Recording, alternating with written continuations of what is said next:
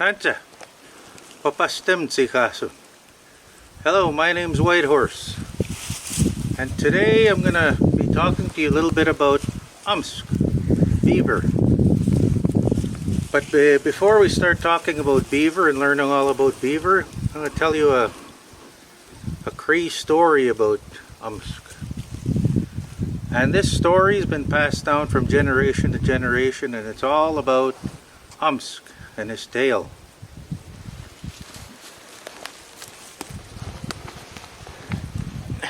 So Kayas, long ago we were told that had a great big fluffy tail, just real fluffy clean hair on it all the time, and he always made sure that his tail looked really good, and he was very proud of his tail, and he'd go show it off everywhere. So the other animals, they didn't really like it because they thought was really vain and always trying to show off his tail. So one day he went walking up, and he walked up to Ankotas, a squirrel, and he was shaking his tail around. He said, "Hey, Ankotas, you like my tail? Don't I have the most beautiful tail out in the bush?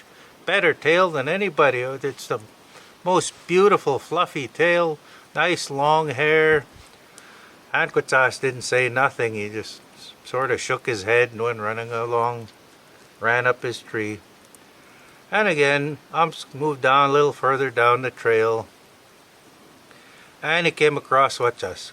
And Wachusk was just sitting on the edge of the water.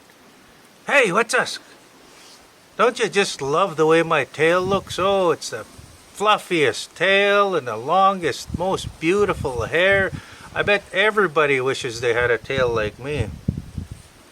Wachusk just shook his head, dove in the water, and swam away. Finally, was starting to get a little angry, thinking, well, nobody even complimented me on my tail. Even though I've been going showing everybody my tail, not one of those animals I talked to said, "What a beautiful tail."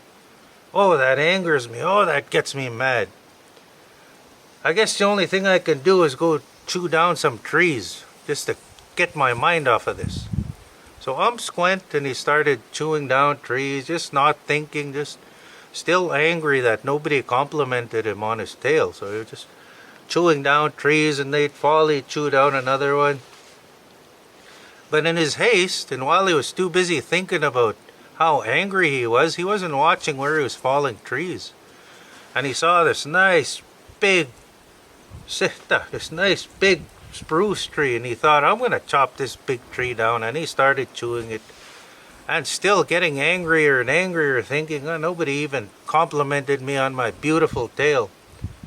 He was so busy thinking about that he didn't even realize where the tree was falling, and wham, fell flat on his tail.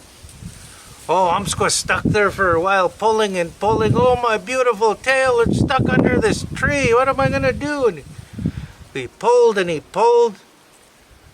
and the tree was so huge that it had flattened his tail right flat like a pancake. And even while he was pulling it out from under the tree, all the hair got pulled off. Oh, couldn't believe it. He was looking at his tail. "Oh my God, what happened to look at my beautiful tail is gone. Now I got this flat tail here, no hair on it. Now all the animals are going to make fun of me."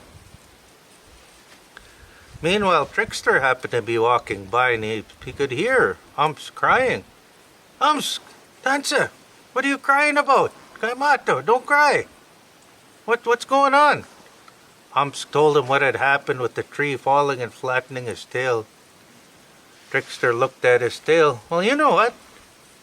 I didn't really care for that other tail. This is probably even better tail, because the tail you've got now, it's going to help you in the water.